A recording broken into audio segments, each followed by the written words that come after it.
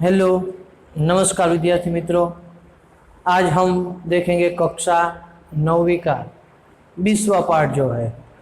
19 part तक हमने complete किया हुआ है। 20वें पार्ट से हम आगे बढ़े तो कौन सा चैप्टर रहेगा हमारा? धरती की शान, जो कि एक काव्य है। धरती की शान। इनके कवि कौन रहे? पंडित भरत व्यास। पंडित भरत व्यास। तो सबसे पहले हम लेखक का परिचय जो है वो प्राप्त करेंगे। क्या दिया गया है कि पंडित भरत व्यास को लेकर कहा गया कि वो जो है वो एक जाने माने गीतकार है। ठीक है, बुक वगैरह लेकर ही बैठे हैं ना, टेक्स्ट बुक ले लीजिए, नोटबुक पेन ले लीजिए और फिर यहाँ ध्यान रखिए जल्दी से कि वो साहित्य जगत में देखें तो एक जाने माने गीतकार के रूप में है, वो पहचाने जाते हैं। ठीक है, उनका जन्म राजस्थान के चूरू नामक गांव में। जन्म कहाँ हुआ था? राजस्थान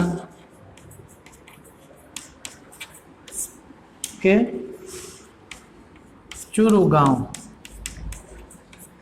यानी एक राजस्थानी कवि है, चूरू नामक उनका गांव रहा है। आपने कई गीत काव्यों की रचना की है, कई सारे गीत उन्होंने लिखे हुए हैं। उनके जो गीत है हिंदी फिल्मों में भी लिए गए हैं।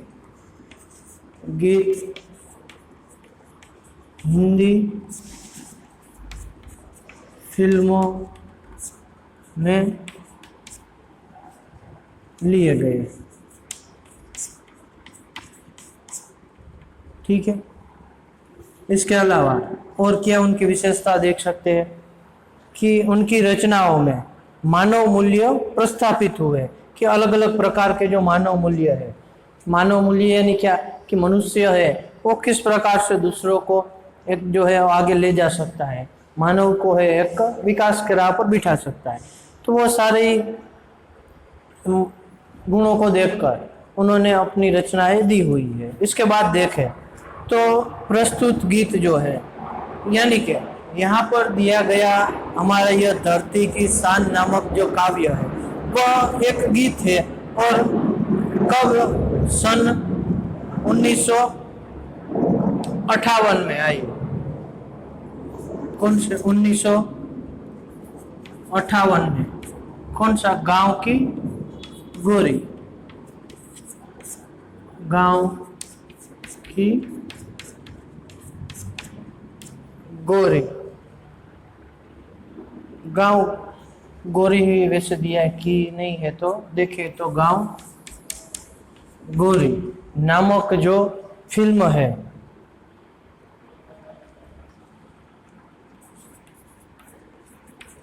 फिल्म से लिया गया। यह हमारा प्रस्तुत काव्य है धरती की शान। कहाँ से हमने लिया हुआ है? तो 1958 में आई गांव गोरी नामक जो फिल्म है उसमें भी यह काव्य है वो रहा हुआ, वहीं से यह लिया गया है। अब मुख्य बात क्या बताई है, जैसे कि हम जानते हैं कि इस मनुष्य जो है वो इस धरती की शान है, यानी कि मुख्य यदि विशेष प्राणी कहे इस धरती पर तो कौन रहा है? मनुष्य है। उसे ही लेकर कहा गया है कि इस गीत में मनुष्य की महत्ता को देखते हुए मनुष्य को सबसे बुद्धिमान बताया है।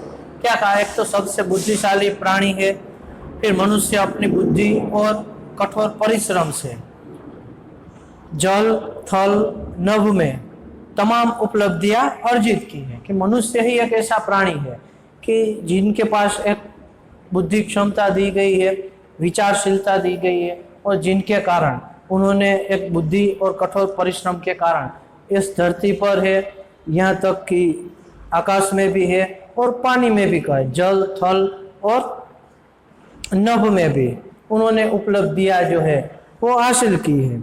मनुष्य ने अपनी शक्ति से प्रकृति को बहुत सीमा तक अपने अनुकूल ढालने में सफल हुआ है कि उनको जैसा चाहिए उस प्रकार का उन्होंने वातावरण निर्मित किया, प्रकृति को भी उन्होंने अपने साथ में बना लिया है। कवि बताते हैं मनुष्य की शक्ति के सामने कोई भी कार्य असंभव नहीं है। मनुष्य जो चाहे वह प्राप्त कर सकता है, यानी कि मनुष्य ही धरती की शान है। यही भाव इस काव्य में अंतर्निहित है, यही हमारी महानता का प्रमाण है। क्या कहा है कि मनुष्य जो है उनके अंदर ये सारी शक्तियां जो है वो रही हुई है, सारे ही भाव है उनके अंतर्निहित है कि वो जो चाहे वो कर सकता है। यह अलग अलग उदाहरणों के जरिए ही हमें ये पूरा काव्य जो है वो समझाया गया। क्या कहा है कि मनुष्य चाहे तो पूरे युग को भी बदल सकता है।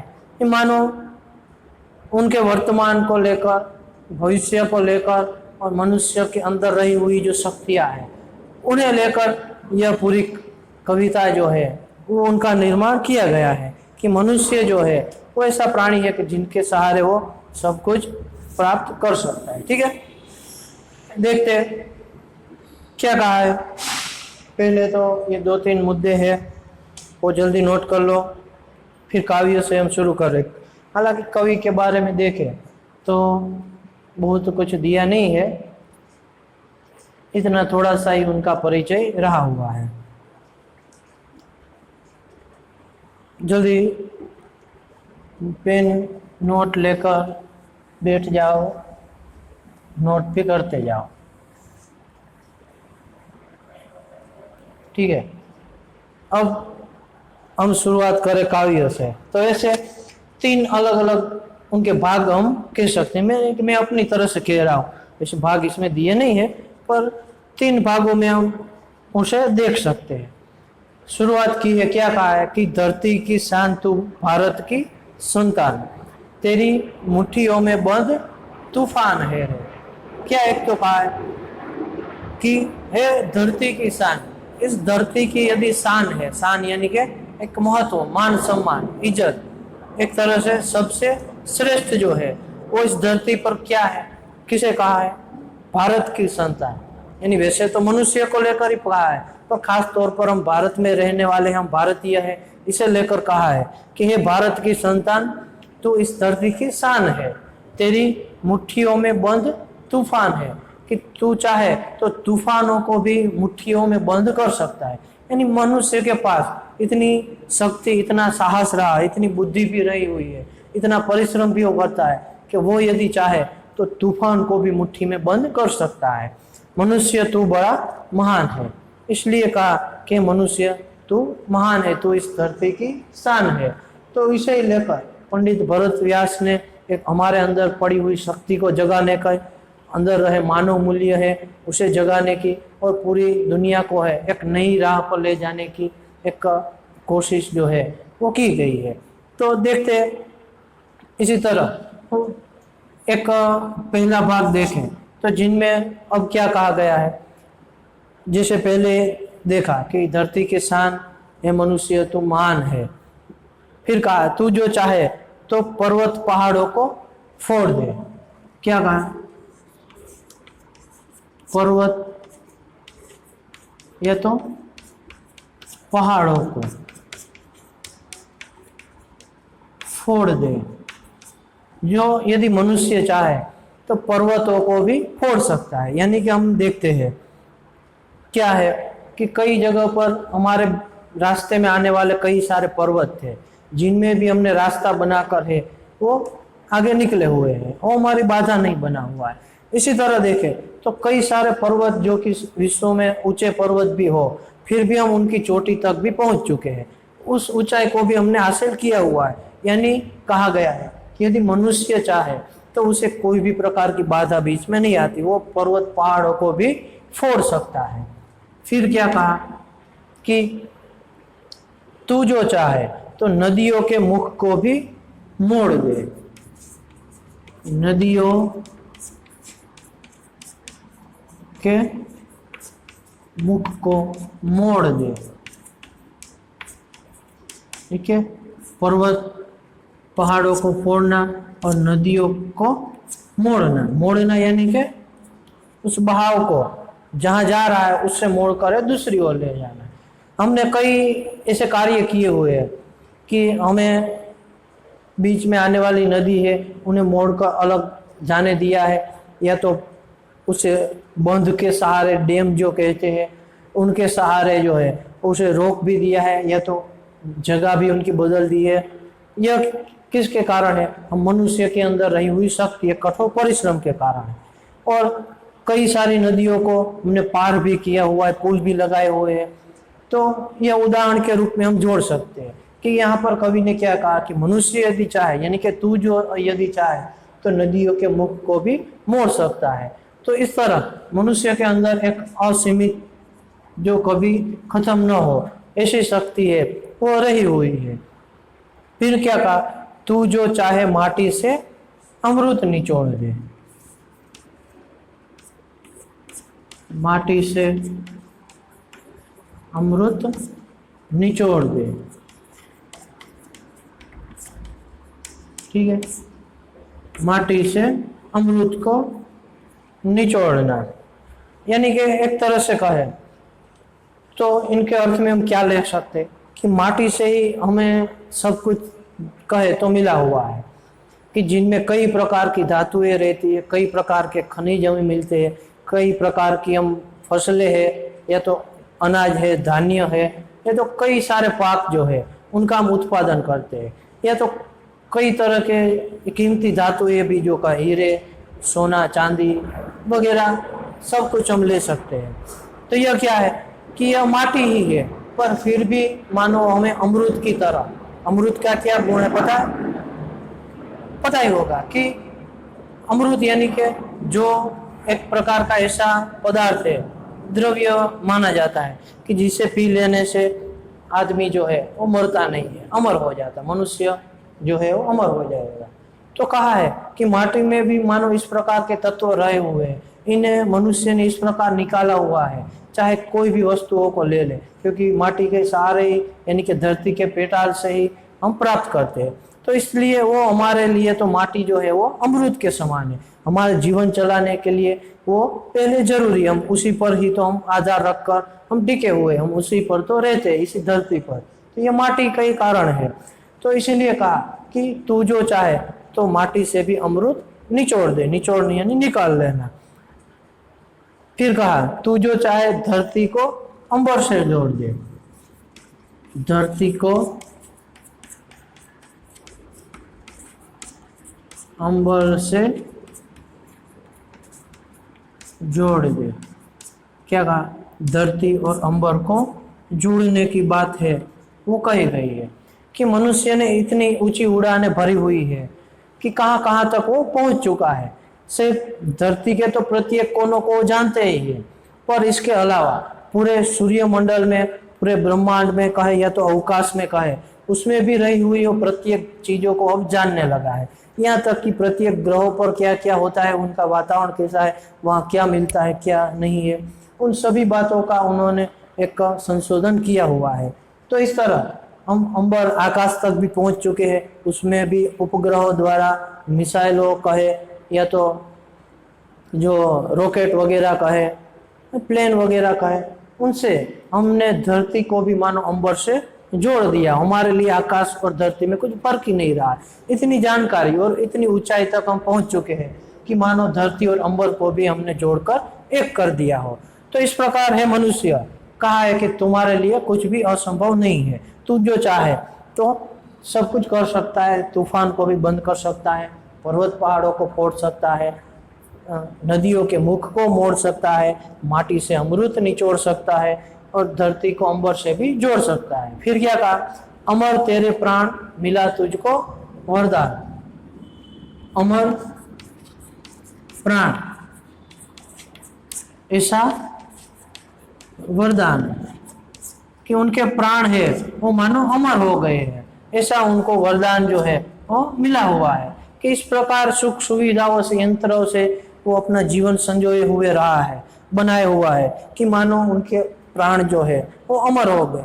कई प्रकार की सुविधाएं हैं, कई प्रकार के नई नई दवाइयाँ है, या तो कई प्रकार की नई नई जो यंत्र है, उनके सहारे मनुष्य का जीवन मानो इतना आसान हो गया है कि वो अमर हो गया हो, उनके अपने प्राणों की कोई चिंता ही नहीं। तो इस प्रकार का वरदान उन्होंने अपने परिश्रम बल से प्राप्त किया हुआ है। तेरी आत्मा में स्वयं भगवान है, और मानो इनसे ऐसा लग रहा है कि खुद मनुष्य की आत्मा में स्वयं भगवान जो है उनका वास है, भगवान उनके साथ ही है, वो जो चाहे वो कर सकता है। तो इसलिए मनुष्य को लेकर एक क्या कहा कि आत्मा में इसे भगवान को है वो कहा गया कि मानो मनुष्य की आत्मा में साक्षात भगवान जो है वो रहे हो, इस प्रकार का तेरा यह स्वरूप है। तो कहा है कि तू जो यह सब कुछ करता है तो तुम्हारे लिए कुछ भी असंभव नहीं है। ठीक है, इन्हीं बात को लेकर यह हमारा एक पहला भाग मैं बोलूँ तो दिया गया है, और भी 2 भाग दिए गए हैं। जल्दी से नोट कर ले, फिर दोनों भाग भी हम समझ रहे हैं।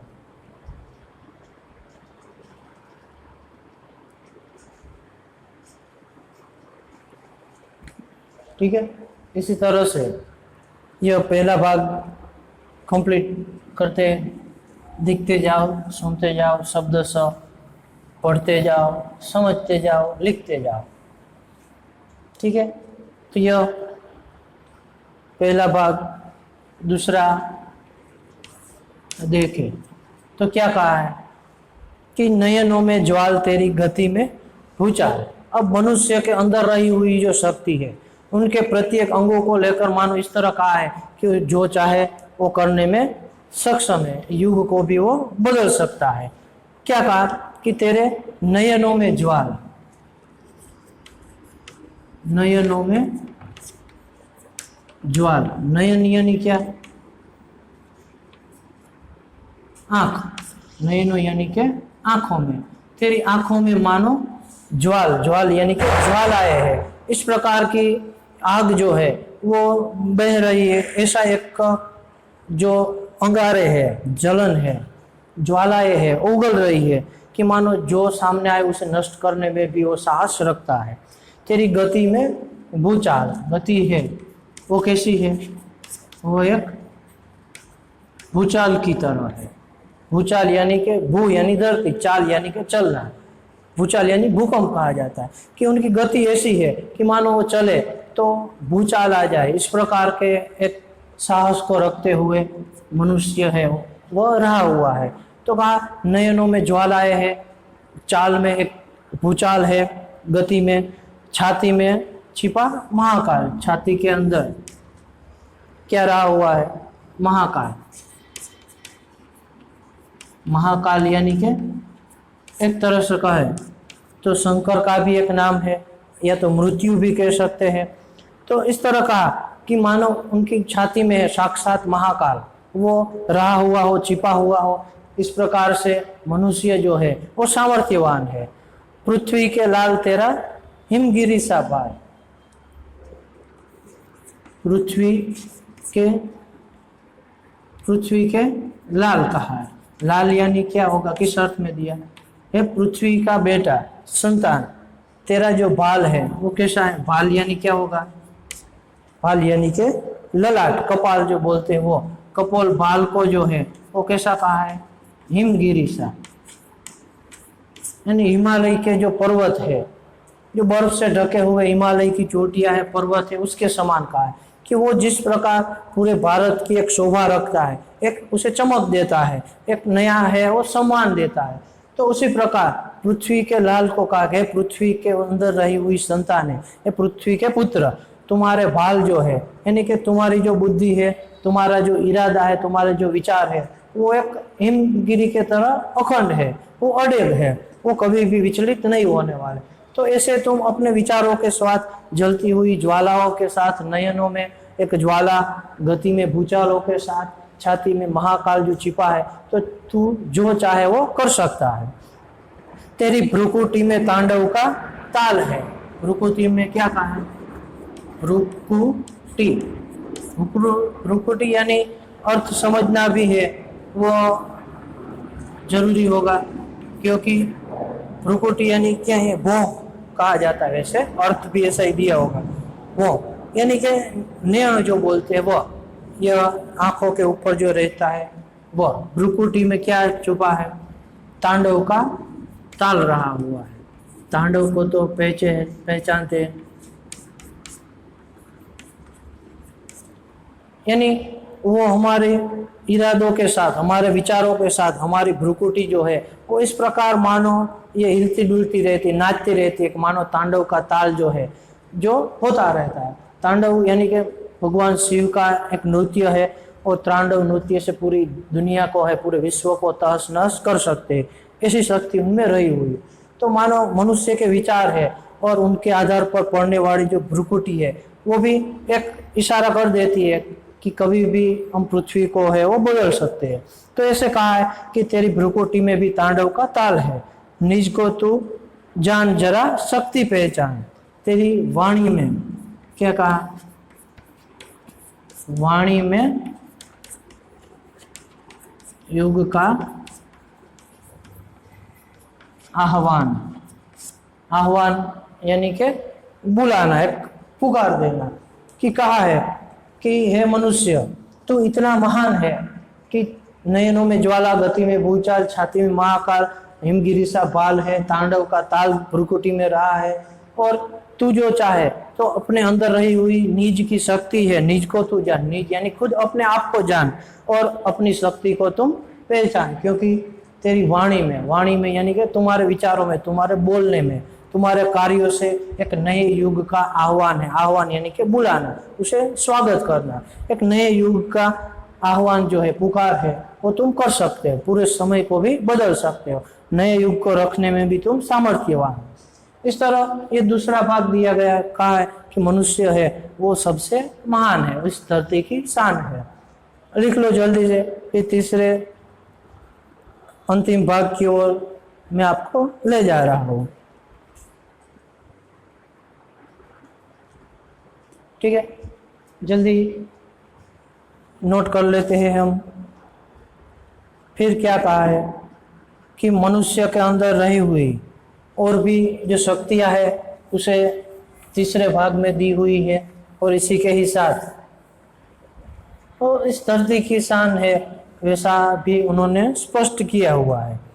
क्या क्या उन्होंने हासिल किया उन सभी बात को लेकर देखते हैं। क्या कहा तीसरे भाग के अंतर्गत कि मनुष्य जो है वो क्या है? एक तो धरती सा धीर, धरती की तरह उसे धीर बनने को कहा है। यानी कि धरती है उस पर हम कई सारी हरकतें करते हैं, कई सारे कार्य करते हैं, पर फिर भी वो धीर है। धीर यानी कि शांत है, बिना ही कुछ कहे, बिना ही कुछ संकट को बताए वो सब कुछ झेलती रहती है। हमारा वजन उठाने से लेकर हम जो कुछ भी इसमें क्रिया के करते, धमाके करते हैं, उन पर हमारा भार जो रहता है, तो वो धरती के समान, उसे धरती को सबसे धीरजवान कहा जाता है, शांत कहा जाता है। इसलिए उनका उदाहरण लेकर कहा, हे मनुष्य तू धरती के समान धीर है, तो अग्नि सा वीर है। अग्नि के समान उसे क्या कहा गया है? वीर कहा गया है। कि जिस प्रकार अग्नि का क्या कार्य है कि कोई भी उसके पास आए तो वो अपने को ऐसा जलाती है, या तो अपने प्रभाव के कारण उसके पास आने वाली हर एक चीज को नष्ट कर देती है, भस्म कर देती है। तो इस तरह हमें भी ऐसा वीर बनना है कि हमारा सामना कोई न कर सके, हमारे आते ही ये तो हमारे सामना करते ही वो भी भस्म हो जाए। तो इस तरह अग्नि सा वीर बनना है, अग्नि के समान, धरती के समान हमें धीर बनना है। फिर क्या कहा कि तू जो चाहे तो काल को भी थाम ले। काल यानी के समय के अर्थ में दिया है, थाम लेना यानी के रोक लेना। कि मनुष्य यदि चाहे तो काल समय को भी रोक सकता है। यानी रोकना मतलब कैसे अर्थ में ले सकते हैं, समय को तो वैसे रोका नहीं जाता, पर इस अर्थ में दिया गया है कि मनुष्य एक समय पर कई सारे काम कर सकता है, जो कई समय में होने वाला काम भी थोड़े से समय में वो कर सकता है। ऐसा सामर्थ्य उसके अंदर रहा हुआ है और नए युग को भी ला सकता है। इसीलिए कहा कि मनुष्य यदि चाहे तो काल को भी रोक सकता है, मृत्यु को कहे या तो समय को भी है वो रोक सकता है। और इस तरह उसे क्या करना है? पापों का प्रलय रुके। पाप रूपी जो पापों का प्रलय रोक, पाप रूपी जो प्रलय फैल रहा है उसे रोकना है, पशुता का शीश झुकाना है। पशुता यानी कि नीच काम करने वाले, जो अधम करने वाले, जो बुरा करने वाले जो है, ऐसे पशुता का शीश, मस्तक जो है उसे झुकाना है। यानी कि मनुष्य को महान बनते हुए और धीर बनते हुए, शांत बनते हुए, काल को भी थामते हुए पापों का नाश करना है, रोकना है। और ऐसे पशुता करने वाले जो लोग हैं उनके शीशों को झुकाना है। फिर क्या कहा, तू जो अगर हिम्मत से काम ले तो यह सब कुछ हो सकता है। पापों का प्रलय रुकेगा, पशुता का शीश भी झुकेगा। किस तरह, हिम्मत से यदि काम लिया जाए। फिर क्या कहा, गुरु सा मतिमान, गुरु के समान मतिमान कहा है। मतिमान यानी क्या होगा, बुद्धिशाली, कि गुरु के समान तुम्हें बुद्धिशाली बनना है। गुरु में जिस प्रकार के ज्ञान होता है तो उसके समान तो बुद्धिशाली है, मतिमान है। और पवन सा तो गतिमान, पवन की तरह क्या कहा है, गतिमान, यानी कि पवन की गति को कोई नहीं रोक सकता। उसके मार्ग में आने वाले प्रत्येक चीजों को वो नष्ट कर सकता है, अपने साथ बहा ले जा सकता है, उड़ा ले जा सकता है। तो इसी तरह पवन के समान गतिमान बनने को कहा। और फिर कहा, तेरी नभ से भी ऊंची उड़ान है, नभ से ऊंची उड़ान है मनुष्य। तो ऐसा महान है कि तेरी उड़ान जो है, यानी तेरा जो विकास है, आगे बढ़ना है, वो मानो आकाश से भी ऊंचा हो गया, नभ से भी ऊंची उड़ान है और तुमने हासिल कर ली है। तो इस तरह कहा है क्या कि यह मनुष्य तो धरती की शान है, भारत की संतान, मुट्ठियों में भी मानो बंद तूफान। तू बड़ा महान, पर्वत पहाड़ों को फोड़ना, नदियों के मुखों को मोड़ना, माटी से अमृत निचोड़ना, धरती को अंबर से जोड़ना, आत्मा में मानो स्वयं भगवान है, नयनों में ज्वालाएं है, गति में भूचाल है, छाती में महाकाल है, हिमगिरी सा तेरा भाल है, भ्रुकुटी में तांडव का ताल, वाणी में मानो नए युग का आह्वान हो। इस प्रकार तुम्हें धरती के समान धीर बनना है, अग्नि के समान वीर, और काल को भी तू रोक सकता है। पापों के प्रलय और शिशु पशुता का शीश भी तुम झुका सकते हो यदि हिम्मत से काम लोगे तो। इस तरह गुरु से भी मतिमान बनना है, पवन से भी गतिमान बनना है, और नभ से भी ऊंची उड़ान जो है वो हासिल करनी है। इस प्रकार है मनुष्य, तू महान है, तो इस धरती की शान है। यही मुख्य बातों को लेकर मनुष्य के अंदर छिपी हुई शक्ति है और उनके अंदर रहे हुए मानव मूल्य को उजागर करने की बात है, वो कही गई है। ठीक है, तो यह सब कुछ आपको समझ लेना है, और स्वाध्याय में दिए गए प्रश्नों के उत्तर भी आपको फेयर बुक में है, वो लिख लेने हैं। ठीक है, और इसके साथ साथ हम एक इनमें रहे हुए काव्य की ओर भी, यह काव्य को गा सके, जैसे वीडियो की ओर भी मैं आपको ले जा रहा हूँ, तो वो भी ध्यान से सुनिएगा और साथ में गाइएगा। ठीक है, तो आसानी से समझ में आएगा, एक सहायता होगी। बाकी हम यहाँ का हमारा लेक्चर है वो खत्म करते हैं।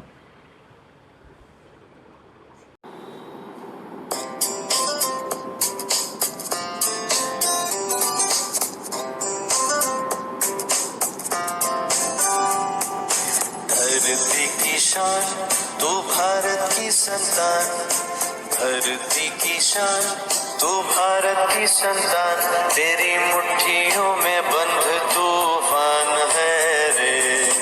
धरती की शान तू भारत की संतान, तेरी मुट्ठियों में बंध तूफान है रे। मनुष्य तू बड़ा महान है,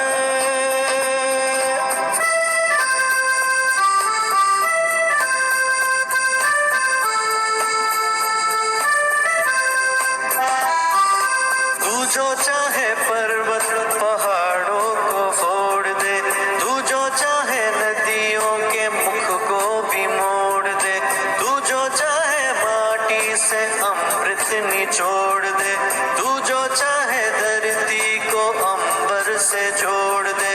अमर तेरे प्राण, मिला तुझको वरदान, तेरी आत्मा में स्वयं भगवान है रे।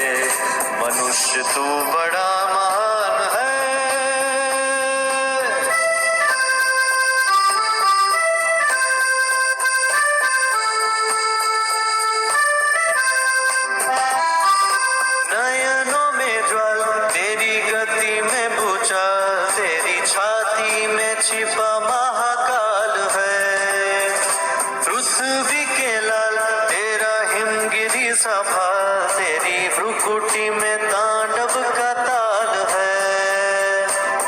को तू जान, जरा शक्ति पहचान, तेरी वाणी में युग का आह्वान है रे। मनुष्य तू बड़ा महान है।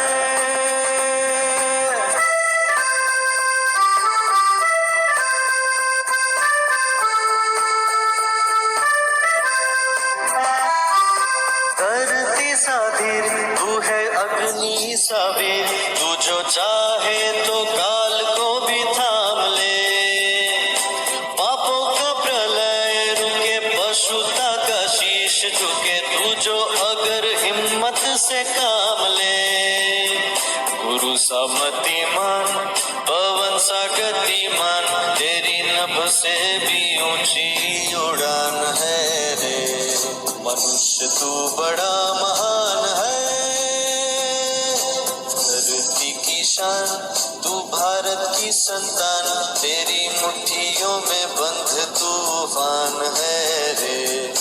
धरती की शान, तू भारत की संतान, तेरी मुट्ठियों में बंध तूफान है रे। मनुष्य तू बड़ा महान है। मनुष्य तू बड़ा महान है। मनुष्य तू बड़ा